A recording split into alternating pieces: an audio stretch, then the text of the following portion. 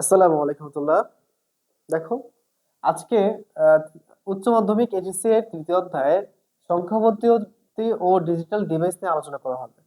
সংখ্যা পদ্ধতি ও ডিজিটাল ডিভাইসের মধ্যে শর্টকাটে যতটা পারা যায় চেষ্টা করব যে এই গুরুত্বপূর্ণ টপিকগুলো তোমাদের শেষ করে দেওয়া। একটু দেখলে দেখো যে গুরুত্বপূর্ণ টপিকগুলোর মধ্যে আছে, বেশিরভাগ ক্ষেত্রে গুরুত্বপূর্ণ হচ্ছে সংখ্যা পদ্ধতির রূপান্তর। ওকে, সংখ্যা পদ্ধতির রূপান্তর নিয়ে অনেকগুলা ম্যাথ আসতে পারে তোমাদের 3-4 নম্বরের জন্য। আর দুইয়ের পরিপূরক, এই দুটো গুরুত্বপূর্ণ টপিক তোমাদের লাগবে। এবং কোডের ধারণা, কিভাবে কোড করা হয়, কিভাবে মেশিন ল্যাঙ্গুয়েজে বাইনারি সংখ্যা ব্যবহার করা হয়, এগুলো আলোচনা করা হবে। ঠিক আছে, এখন খেয়াল করো, অধ্যায়টার নাম হচ্ছে সংখ্যা পদ্ধতি ও সংখ্যা পদ্ধতির ডিজিটাল ডিভাইস। এখন সংখ্যার সাথে ডিজিটাল ডিভাইসের কোনো সম্পর্ক আছে কিনা আদৌ আমরা এই চেষ্টা করবো যেটা ফাইন্ড আউট করার। তো দেখো, প্রথমে যদি বলি সংখ্যা। আচ্ছা, আদি যুগ থেকে বর্তমান অবধি আমরা যত ধরনের কাউন্ট করি, গণনা করি, গণনা করার জন্য নির্দিষ্ট কিছু চিহ্ন ব্যবহার করা লাগে, যাদেরকে আমি কি বলি? অঙ্ক বলি।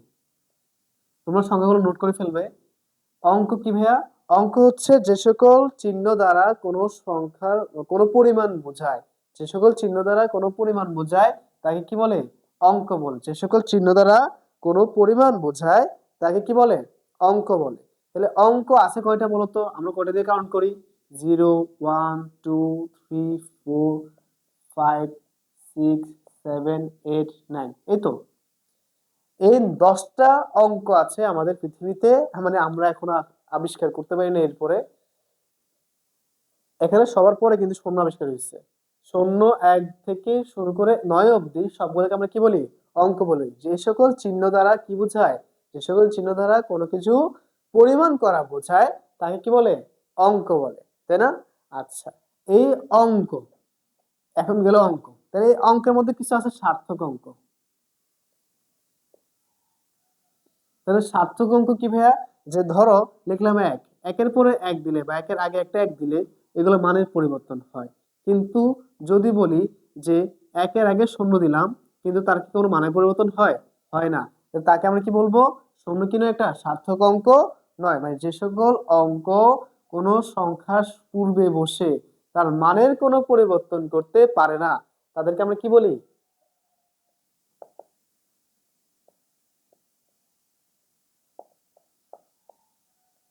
তাদেরকে আমি কি বলি?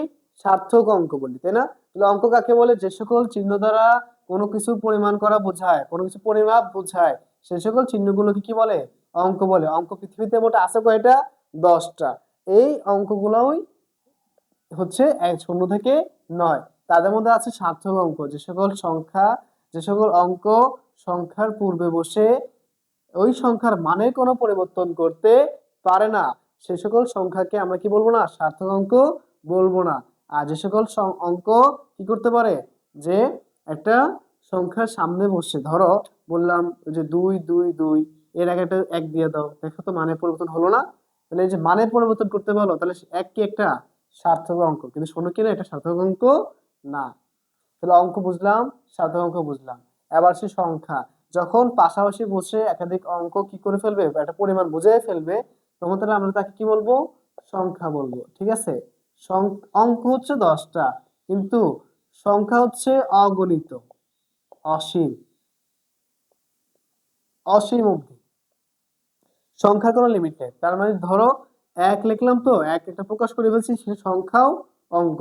এবার যদি বলি 10, 10 একটা শুধু সংখ্যা। কারণ 10-এর মধ্যে কয়টা অঙ্ক আছে? 2টা অঙ্ক আছে, একটা, 2টা। অঙ্ককে ইংরেজিতে বলা হয় ডিজিট। অঙ্কতে ইংরেজিতে বলা হয় ডিজিট, আর সংখ্যাকে বলা হয় নাম্বার। এগুলো আশা করি অনেকে জানো, তাই না? এখন কথা হচ্ছে কেন এগুলো বলতেছি। আমাদের অধ্যায়ের নামই কি? সংখ্যা পদ্ধতি। আগের নিয়মগুলো একটু অন্যভাবে শিখবা, আর কিছু না। তাহলে দেখো, শুরুতে বললাম অঙ্ক কি? যে সকল চিহ্ন দ্বারা কোনো কিছু পরিমাণ বোঝায়, পরিমাপ বোঝায়, তাকে অঙ্ক বলে। যে সকল অঙ্ক সংখ্যার পূর্বে বসে মানের পরিবর্তন করতে পারে তাদেরকে বলে সার্থক অঙ্ক। যারা পারে না তারা কি? সার্থক অঙ্ক নয়। যেমন সার্থক অঙ্ক নয় কোনটি? 0 সার্থক অঙ্ক নয়। শূন্য বাদে বাকি 9টাকে কি বলা হয়?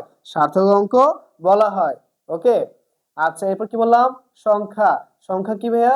যদি অঙ্কগুলো দিয়ে একটা মান প্রকাশ করে ফেলা হয়, তখন তাকে আমরা কি বলি? সংখ্যা বলি। এই সংখ্যাগুলো আমাদের, এই সংখ্যাগুলো আমাদের কি করা হয়? যে অসীম পর্যন্ত আমরা দেখতে পারি যে এখানে অসীম পর্যন্ত এখানে সংখ্যা আছে। তাহলে অসীম পর্যন্ত কয়টা সংখ্যা আছে? হাজার হাজার কোটি কোটি সংখ্যা আছে। তাহলে এখানে যদি বোঝাই যে এক, এক দ্বারা কটা বোঝায়? একটা বোঝায়। তার মানে এখানে এক সংখ্যাও অঙ্ক। কিন্তু যদি বলি এখানে এক আর জিরো আছে, তাহলে এক আর জিরোর মধ্যে যদি বলি ওয়ান আর জিরোর মধ্যে কয়টা সংখ্যা? এখানে ওয়ান আর জিরো মিলে হইল কয়টা? একটা সংখ্যা 10, কারণ এই দুইটা অঙ্ক দ্বারা একটাই মান বোঝায়, দুইটা অঙ্ক দ্বারা একটাই মান বোঝায়। তাহলে তাকে আমরা কি বলি? একটা সংখ্যা বলি। কিন্তু একটা সংখ্যার মধ্যে কয়টা অঙ্ক আছে? এই যে একটা অঙ্ক, এই যে একটা অঙ্ক। আবার কথা বুঝো, একে বলি একক স্থানীয় অঙ্ক, একে বলি দশক স্থানীয় অঙ্ক। তার মানে এখানে কি আছে? স্থানাঙ্ক ব্যবস্থায় তার মানগুলো পার্থক্য হয়। যেমন আমরা যদি বলি এক এক এক এক, ছোটবেলা পড়ছিলাম না ভাইয়েরা যে এক একক মানে এক, এক দশক মানে 10, এক শতক মানে কত? 100, এক সহস্র বা 1000 মানে কত? এই যে 1000।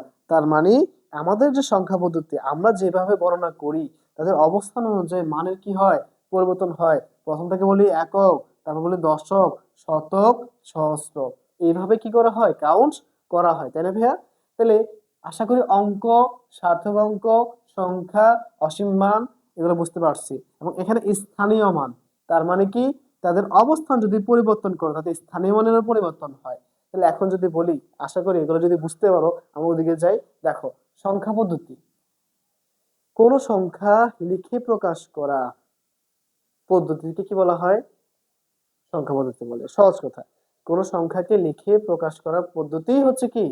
সংখ্যা পদ্ধতি। তুমি কিভাবে লিখবা এটার নামে কি? সংখ্যা পদ্ধতি। আমি যে কথাগুলো বলতেছি তোমার সংখ্যাগুলো লিখে ফেলবা। আচ্ছা, সংখ্যা পদ্ধতির প্রকারভেদ। এখন কথা হচ্ছে, আচ্ছা এগুলো যদি বুঝো একটু বুঝে দেই। দেখো, সংখ্যা পদ্ধতির প্রকারভেদ। তো সংখ্যা পদ্ধতির প্রকারভেদে যদি আমি আসি, তাহলে সংখ্যা পদ্ধতিতে বললাম সংখ্যা লিখে প্রকাশ করার পদ্ধতি হচ্ছে কি? সংখ্যা পদ্ধতি। তাহলে এখন আসো যে এই যে সংখ্যা পদ্ধতির প্রকারভেদ আছে, দুইটা আছে। একটা আছে ভাইয়া পজিশনাল সংখ্যা পদ্ধতি,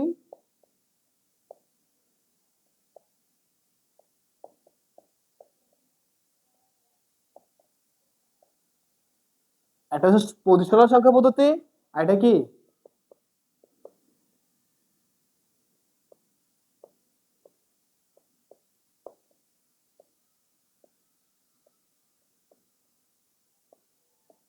খেয়াল করো ভাইয়া, তো শুরুতে বললাম অঙ্ক, তারপর বললাম সার্থক অঙ্ক, তারপর বললাম সংখ্যা, এখন বললাম কি? সংখ্যা পদ্ধতি। সংখ্যাকে লিখে প্রকাশ করার পদ্ধতিকে কি বলে? সংখ্যা পদ্ধতি বলে। এখন সংখ্যা পদ্ধতির পরে কি বললাম? সংখ্যা পদ্ধতির প্রকারভেদ। সংখ্যা পদ্ধতি কত প্রকার? দুই প্রকার। কত প্রকার? দুই প্রকার। কি কি? পজিশনাল সংখ্যা পদ্ধতি, নন পজিশনাল সংখ্যা পদ্ধতি। পজিশনাল সংখ্যা পদ্ধতি, নন পজিশনাল সংখ্যা পদ্ধতি। তাহলে আমি যদি ওদের সাথে বলতে চাই যে পজিশন মানে কি? পজিশন মানে হচ্ছে কি? অবস্থান। পজিশন মানে কি ভাইয়া? অবস্থান। আচ্ছা, তাহলে যদি বলি ভাইয়া, যে সংখ্যা পদ্ধতিতে সংখ্যার মান সংখ্যায় ব্যবহৃত অঙ্কসমূহের অবস্থানের উপর নির্ভর করে না, তাকে কি বলে? নন পজিশনাল সংখ্যা পদ্ধতি বলে। একটুখানি বলি তোমাদেরকে আবার, যে এই নন পজিশনাল মানে কি? যে সকল সংখ্যায়, কি বললাম? যে সংখ্যা পদ্ধতিতে সংখ্যার মান সংখ্যায় ব্যবহৃত অঙ্কসমূহের অবস্থানের উপর নির্ভর করে না, তাকে কি বলে? নন পজিশনাল সংখ্যা পদ্ধতি বলে।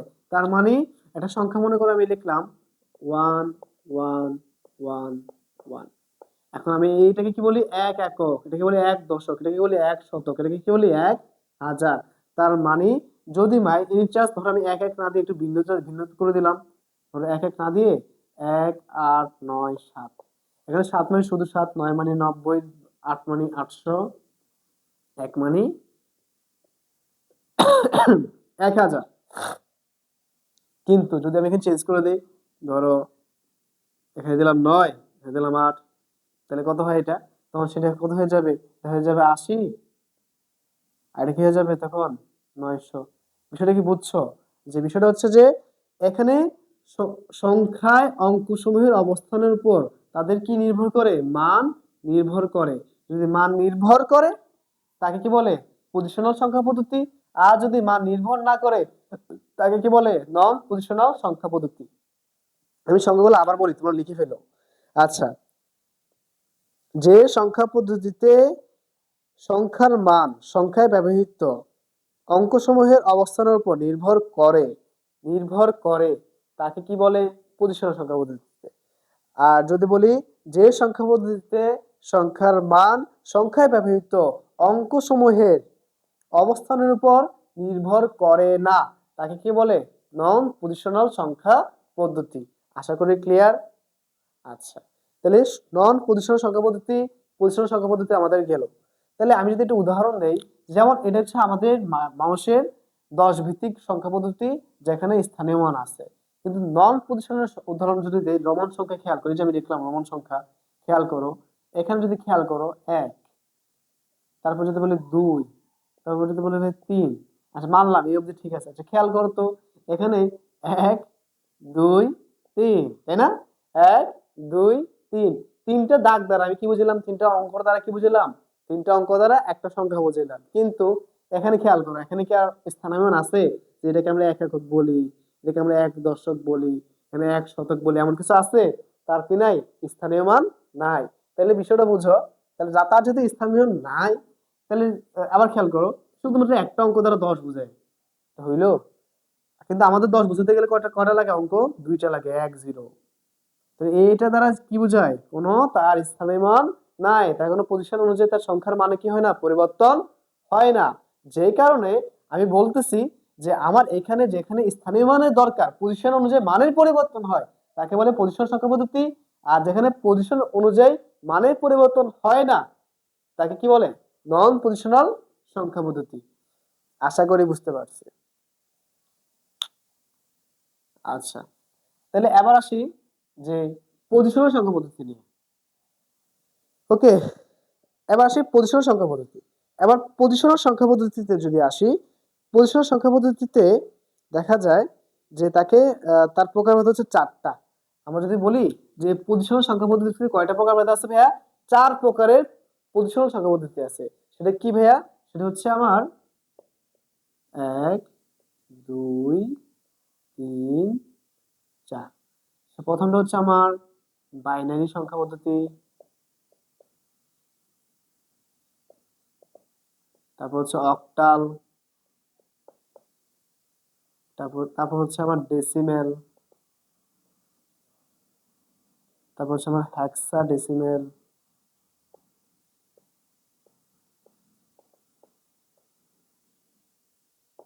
তো দেখো কি বললাম যে পজিশনাল কাকে বলে, নন পজিশনাল কাকে বলে বুঝলাম। আমাদের এখন কাজ কাকে নিয়ে? পজিশনাল সংখ্যা পদ্ধতি নিয়ে। কারণ আমরা স্থানীয় মান ভিত্তিক সংখ্যা পদ্ধতিতে অভ্যস্ত। নন পজিশন গুলো আমরা এখনো ইউজ করি, কিন্তু এটা যুক্তিযুক্ত না। বড় বড় সংখ্যা কাউন্ট করতে গেলে তখন দেখা যায় একটা মিসআন্ডারস্ট্যান্ড হইতে পারে যে কোনটা বড় কোনটা ছোট, সেক্ষেত্রে আমরা পজিশনালটা কাউন্ট করি। পজিশনাল সংখ্যা পদ্ধতি কত প্রকার? 4 প্রকার: binary, octal, decimal, hexadecimal. Binary, octal, decimal, hexadecimal. Okay, আচ্ছা, আমার ক্লাসগুলো তোমরা নোট করবা এবং যেগুলো বলতেছি সেগুলো বারবার শুনবা। দেখবে যে মুখস্থ এখানে হয়ে গেছে, বেসিক্যালের জন্য আর বেশি কিছু দরকার হয় না, পরীক্ষার জন্য অন্তত। আচ্ছা,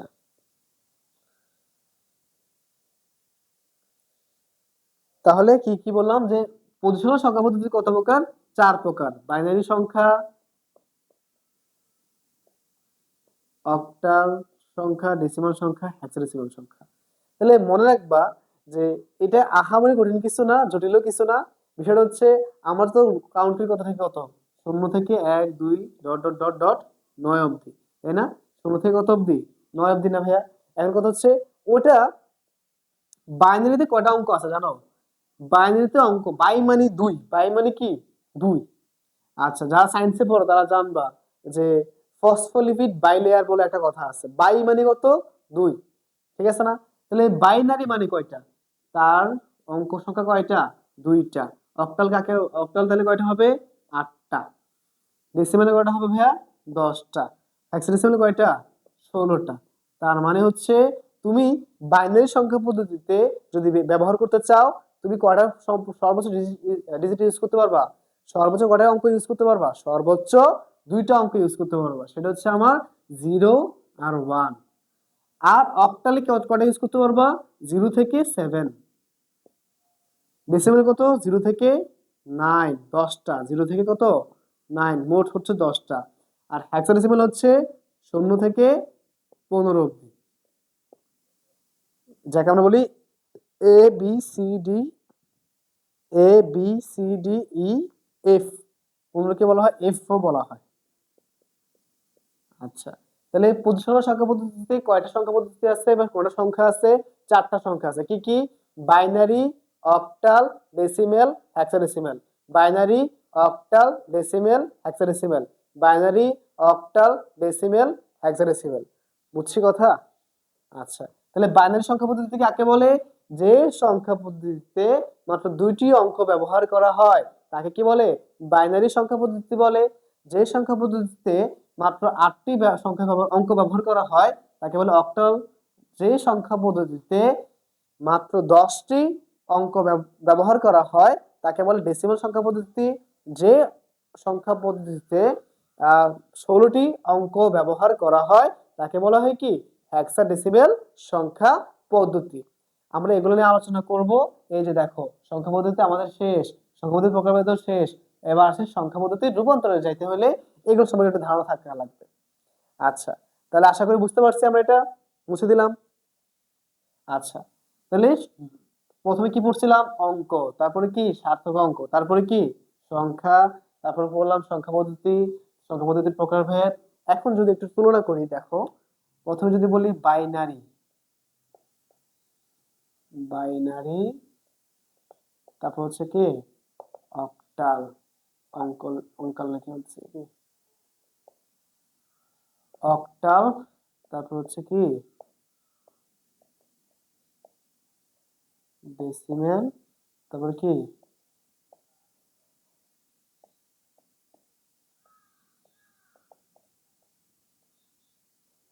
হেক্সাডেসিমাল। তাহলে আমি কি বলছিলাম মনে আছে না? পজিশনাল সংখ্যা পদ্ধতি কত প্রকার? 4 প্রকার। কি কি? Binary, octal, decimal, hexadecimal. তাহলে বাইনারি কি ছিল ভাইয়া?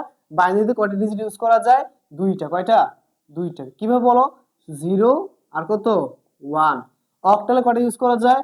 0, 1, 2, 3, 4, 5, 6, 7। কারণ কি 8টা বলছে, কয়টা? 8টা। তাহলে শূন্য সহ 8টা দিতে হবে।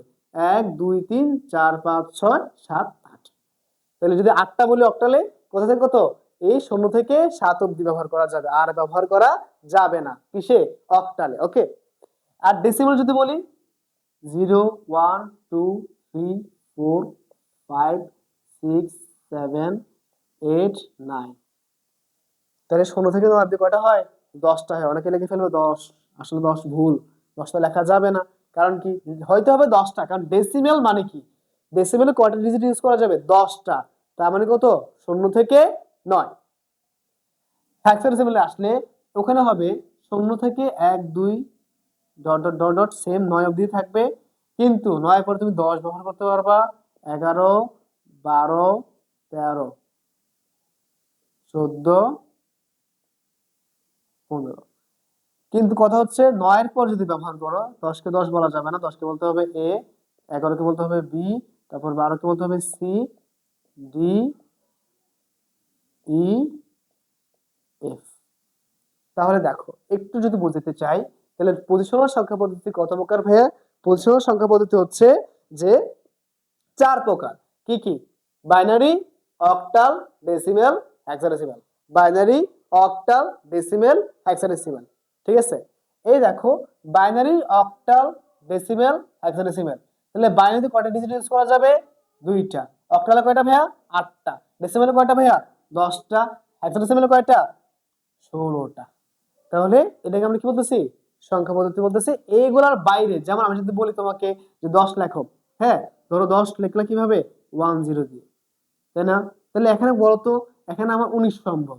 ডেসিমেলে যদি বলি 19 লিখতে পারবা? হ্যাঁ পারবা, কিন্তু এখানে অক্টালে তুমি 19 লিখতে পারবা না। সহজ কথা যদি বলি যে ডেসিমেলে যদি বলি 8, এখানে কি 8 হবে?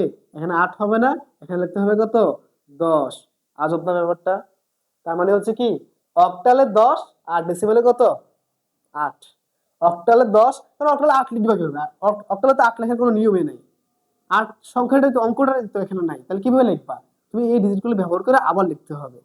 আমি ইনশাল্লাহ এগুলো নিয়ে নেক্সট ভিডিওতে বলবো যে কিভাবে আসলে অক্টাল থেকে বাইনারি, বাইনারি থেকে অক্টাল, ডেসিমেল থেকে হেক্সাডেসিমেল, এই সংখ্যা পদ্ধতিগুলো কিভাবে রূপান্তর করা যায়, এগুলোর ভিতরে সম্পর্কগুলো কি, এগুলো নিয়ে আমি ইনশাল্লাহ পরের ভিডিওতে তোমাদেরকে আমি ব্যাখ্যা করে দেবো ইনশাল্লাহ। আশা করি বিসমিল্লাহটা বুঝতে পারছো।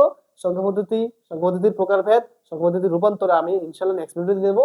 এই দুইটা টপিক যদি ভালো করে বুঝতে পারো, আলহামদুলিল্লাহ, ফার্স্ট ইয়ার হও সেকেন্ড ইয়ার হও, এই অধ্যায়টা তোমরা শুরু করে দিয়েছো। যাক, আসসালামু আলাইকুম রহমতুল্লাহ। পরের ভিডিওতে দেখা হচ্ছে ইনশাল্লাহ।